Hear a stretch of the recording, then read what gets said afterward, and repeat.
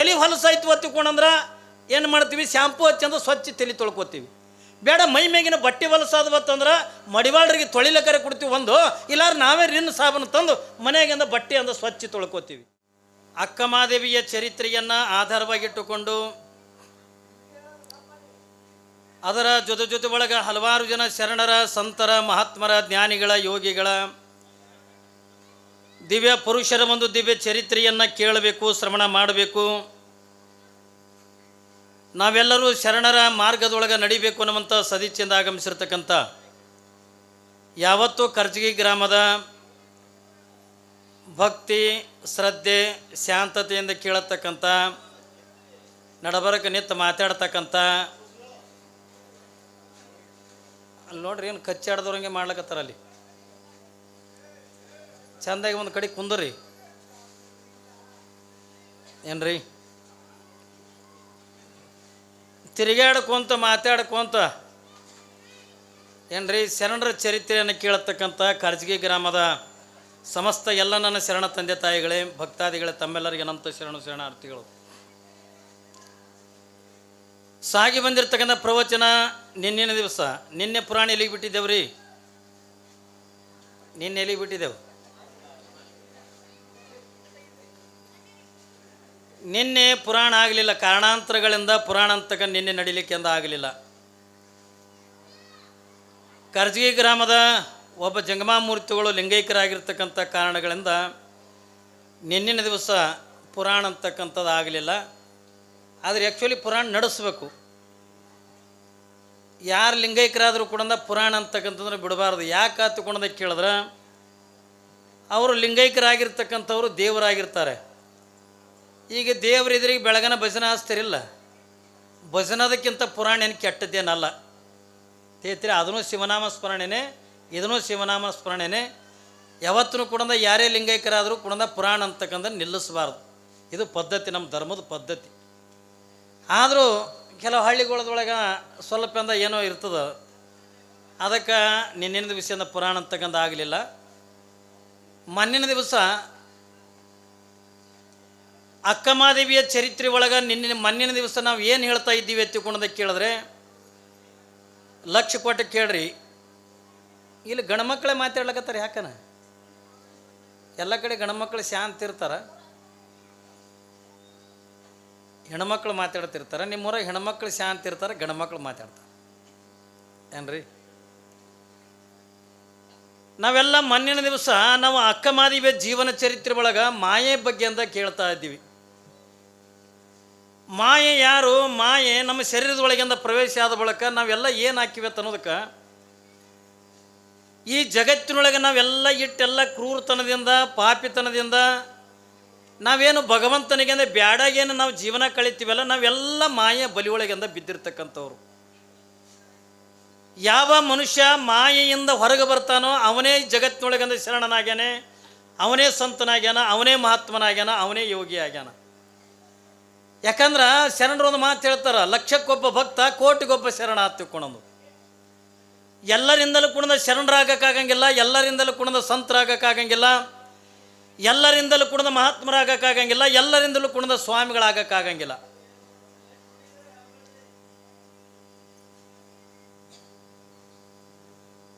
ಎಲ್ಲರಿಂದಲೂ ಕೂಡ ಆಗಂಗಿಲ್ಲ.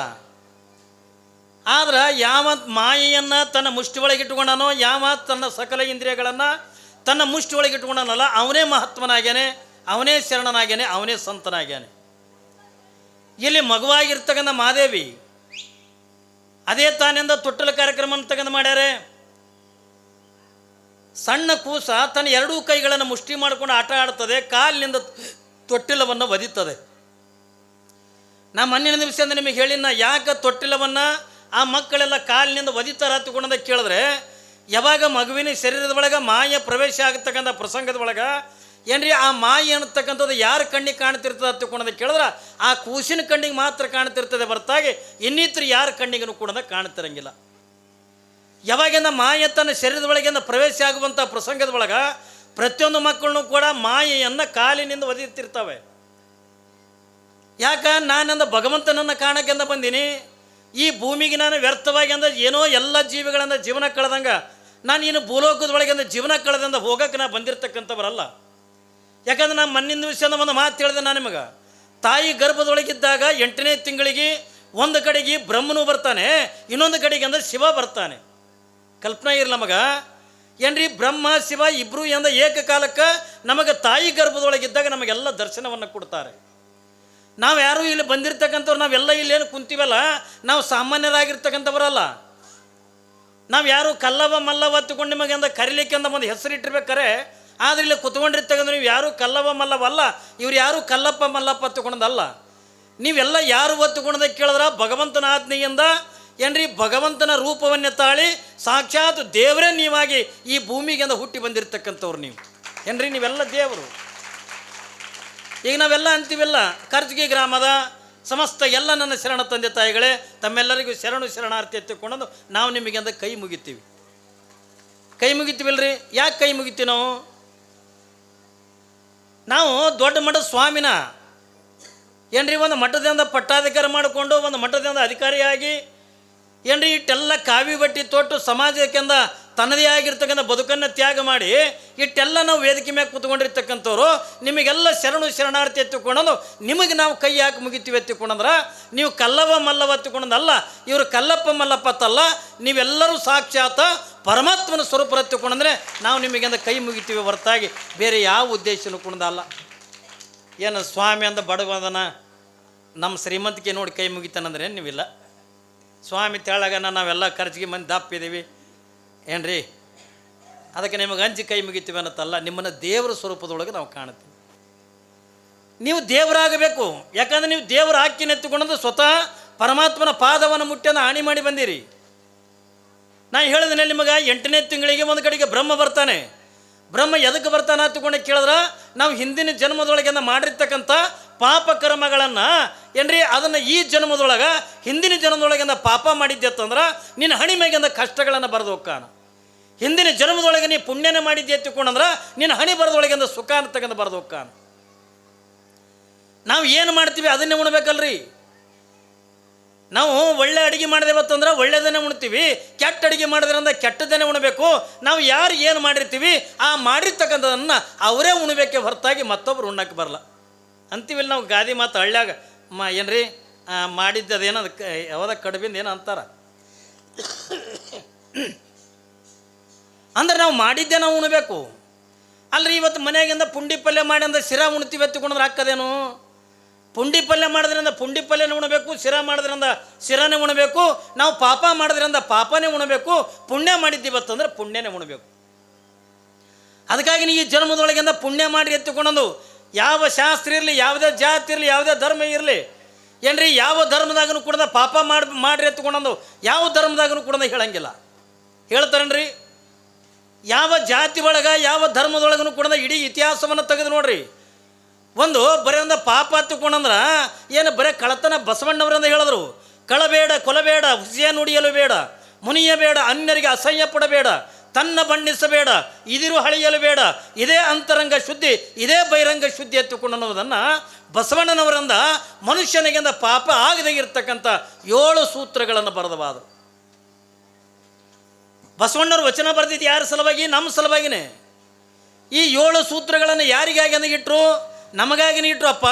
ಇವೆಲ್ಲವೂ ಕೂಡ ಮಾಡೋಕ್ಕೆಂದ ಹೋಗಬೇಡ, ನಿನ್ನ ಕೈಲಿ ಸಾಧ್ಯ ಆದ ಮಟ್ಟಿಗೆ ಪುಣ್ಯವನ್ನೇ ಮಾಡು. ಇದೇ ಮಾತನ್ನೇ ನಿಜಗುಣ ಶಿವಗಳಿಂದ ಹೇಳಿದ್ರಲ್ಲ ಏನ್ರಿ. ಬಸವಣ್ಣವರು 7 ಮಾತುಗಳನ್ನು ಹೇಳಿದ್ರೆ ನಿಜಗುಣ ಶಿವಗಳಿಂದ 5 ಮಾತುಗಳನ್ನು ಹೇಳಿದ್ರು. ಶ್ರೀ ಗುರು ವಚನೋಪದೇಶವನ್ನು ಆಲಿಸಿದಾಗಳ ಹಬುದು ನರ್ರಿಗೆ ಮುಕುತಿ, ದುರಿತ ಕರ್ಮವನ್ನು ಅಲ್ಲದಿರು ಪುಣ್ಯವನ್ನೇ ಮಾಡು.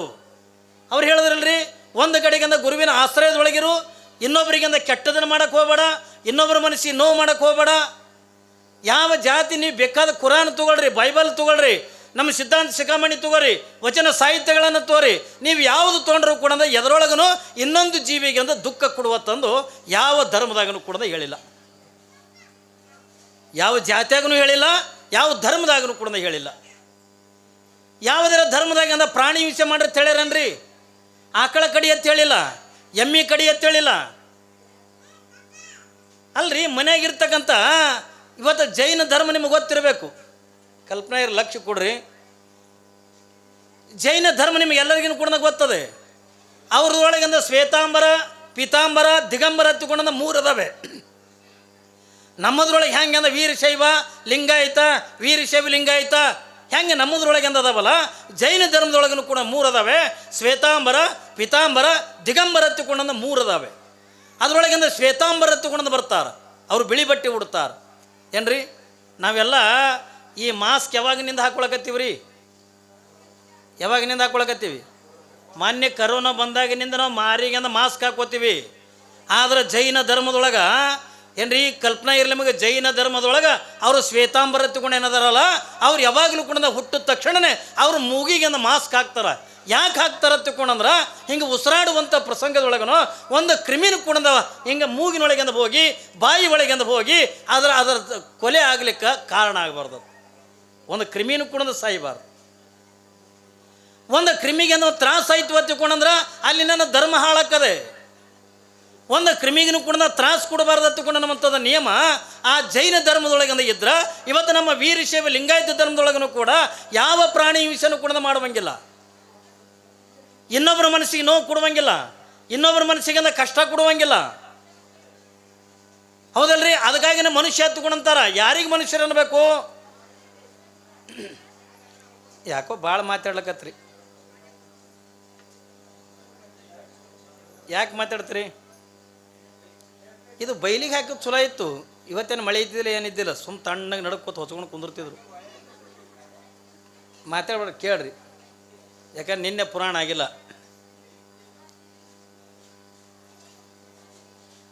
ಯಾವ ಜಾತಿ ಯಾವ ಧರ್ಮದಾಗೂ ಕೂಡ ಇನ್ನೊಂದು ಜೀವಿಗೆಂದ ಏನ್ರಿ ಹಿಂಸೆ ಕೊಡುವತ್ತಿಕೊಂಡಂದು ಯಾವುದರಾಗೂ ಕೂಡ ಹೇಳಿಲ್ಲ.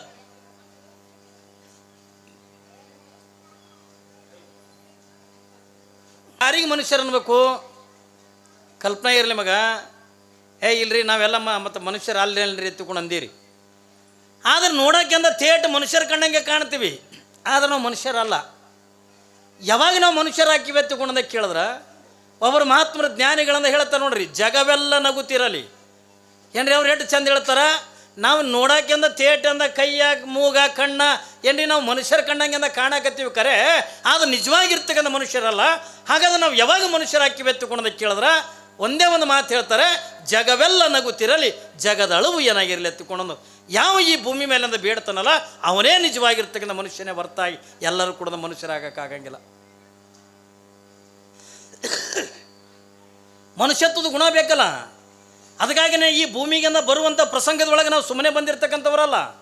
ಒಂದು ಕಡೆಗಿಂದ ಬ್ರಹ್ಮ ನಮ್ಮ ಹಣೆ ಬರೋಂತಕ್ಕಂಥ ಬರೆದು ಕಳಿಸಿರ್ತಾನೆ. ನೀನು ಏನು ಪುಣ್ಯ ಮಾಡಿದಿ, ಪುಣ್ಯ ಮಾಡಿದ್ದೆ ಅಂತಂದ್ರೆ ಪುಣ್ಯನೇ ಉಣಬೇಕು, ಪಾಪ ಮಾಡಿದ್ದೆ ಅಂತಂದ್ರೆ ಪಾಪನೇ ಉಣಬೇಕು. ಕಷ್ಟಗಳನ್ನು ಕೊಡ್ತಾನೆ. ನಾವೆಲ್ಲ ಅಂತೀವಿಲ್ಲ, ನಮಗೆ ಎಷ್ಟು ಕಾಡ್ತದ್ರಿ ದೇವರ, ನಾವೆಲ್ಲ ಮನಾರ್ ದೇವ್ರು ಅಂತೀವಿ, ದಿಂಡ್ರು ಅಂತೀವಿ, ಎಷ್ಟು ಕಾಡ್ತದೆ ದೇವರ. ಇದು ಈಗಿಂದ ಅಲ್ಲ. ನಾನು ನಿಮಗೆ ನಿನ್ನೆ ಮೊನ್ನೆನೂ ಕೂಡ ಹೇಳೀನಿ, ಈಗ ಏನು ಸಣ್ಣ ಪುಟ್ಟನ ಕಷ್ಟಗಳೇನು ಬರ್ತಾವಲ್ಲ ಇವು ಯಾವೂ ಈಗಿಂದ ಅಲ್ಲ. ನಾವು ಹಿಂದಿನ ಜನ್ಮದೊಳಗೆ ಮಾಡಿರ್ತಕ್ಕಂಥ ಪಾಪದ ಫಲನೇ ಈ ಜನ್ಮದೊಳಗೆ ಅಂದ್ರೆ ನಾವು ಅನುಭವಿಸ್ಬೇಕಾಗ್ತದೆ. ಅದಕ್ಕಾಗಿನೇ ಬ್ರಹ್ಮ ಲಿಖಿತ ಹತ್ತುಕೊಂಡಂತಾರ. ನೀವು ನಿಮ್ಮ ಭಾಷೆದಾಗಂದು ಹೇಳ್ಬೇಕಂತಂದ್ರೆ ನೀವು ಸೆಟಿಕೆವು ಬರಿತಾಳ ಅಂತೀರಿ. ಕೂಸು ಹುಟ್ಟೋದ ಬಳಕ ಸೆಟಿಕೆವು ಬರಿತಾಳ ಅಂತ ನೀವು ಅಂತೀರಿ. ಸೆಟಿಕೆವು ಬರೆಯೋದಲ್ಲ, ಇದು ಬ್ರಹ್ಮಲಿಖಿತ. ಇದಕ್ಕೆ ಪ್ರಾರಬ್ಧದ ಕರ್ಮ ಹತ್ಕೊಂಡು ಶಾಸ್ತ್ರದಾಗ ಪ್ರಾರಬ್ಧದ ಕರ್ಮ ಅಂತಾರ, ಪುರಾಣ ದೃಷ್ಟಿ ಒಳಗೆ ಇದಕ್ಕೆ ಬ್ರಹ್ಮಲಿಖಿತ ಅಂತಾರ. ಹಳ್ಳಿಗಾಡದ ದೃಷ್ಟಿ ಒಳಗೆ ನೀವು ಸೆಟಿಕೆವು ಬರಿತಾಳ ಹತ್ತಿಕೊಂಡು ನೀವು ಅಂತೀರಟ್ಟೆ. ಇದನ್ನು ಸ್ವತಃ ಬ್ರಹ್ಮನೇ ಬರೆದು ಕಳಿಸಿರ್ತಾನೆ. ಹೌದಲ್ರಿ? ಯಾಕೆ ಬರೆದು ಕಳಿಸ್ತಿರ್ತಾನ? ಹಿಂದಿನ ಮಾಡಿರ್ತಕ್ಕಂಥ. ಅದಕ್ಕಾಗಿ ಈ ಜನ್ಮದೊಳಗಿಂದ ಪುಣ್ಯ ಮಾಡ್ರಿ. ಪುಣ್ಯ ಅಂದ್ರೆ ಏನು ಮಾಡೋದು? ಸುಮ್ಮನೆ ನಿಮಗಿಂದ ಕೇಳ್ತೀನಿ, ಪುಣ್ಯ ಅಂದ್ರೆ ಏನು ಮಾಡೋದು? ಭಾಳ ಮಂದಿ ತಿಳ್ಕೊಂಡಾರ, ಎಲ್ಲರೂ ಹೋಗಿ 1 ಲಕ್ಷ ರೂಪಾಯಿ ದಾನ ಮಾಡಿ ಬಂದ್ರೆ ನಮಗೆ ಪುಣ್ಯ ಬರ್ತದೇನ್ರಿ ಎತ್ತಿಕೊಳ್ಳೋದು. ಈಗ ಏನು ಕೋಟಿ ರೂಪಾಯಿ ಕೊಟ್ಟರು ಪುಣ್ಯ ಬರಲ್ಲ. ಪುಣ್ಯ ಗಳಿಸ್ಬೇಕದನ್ನ ಏನ್ರಿ, ಪುಣ್ಯ ತೊಗೊಂಡು ಬರೋದಲ್ಲ. ಎಷ್ಟೋ ಮಂದಿ ಅಂದ ಹೇಳ್ತಿರ್ತಾರ, ಅಪ್ಪವ್ರ ನಾ 3 ಸರಿಯಿಂದ ಕಾಶಿಗೆ ಹೋಗಿ ಗಂಗಾ ಸ್ನಾನ ಮಾಡಿ ಬಂದೀನಿ, ನನ್ನ ಪಾಪ ಪರಿಹಾರ ಆಗ್ಯದ ಅಂತಾರ. ಪಾಪ ಹೋಲಕ್ಕದೆ ಅನ್ನೋದು ತೊಗಲಿ ಮ್ಯಾಗ ಹತ್ತಿದ ಮಣ್ಣು ಅನ್ನೋದು ಏನ್ರಿ.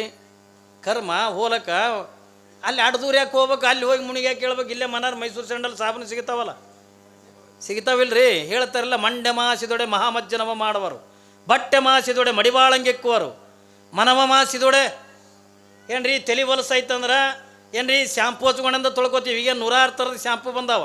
ಕ್ಲಿನಿಕ್ ಪ್ಲಸ್ ಬಂದದ, ಚಿಕ್ಕ ಬಂದದ, ಡವ್ ಬಂದದ, ಏನ್ರಿ ಎಷ್ಟು ಬಂದವ ಶ್ಯಾಂಪುಗಳು.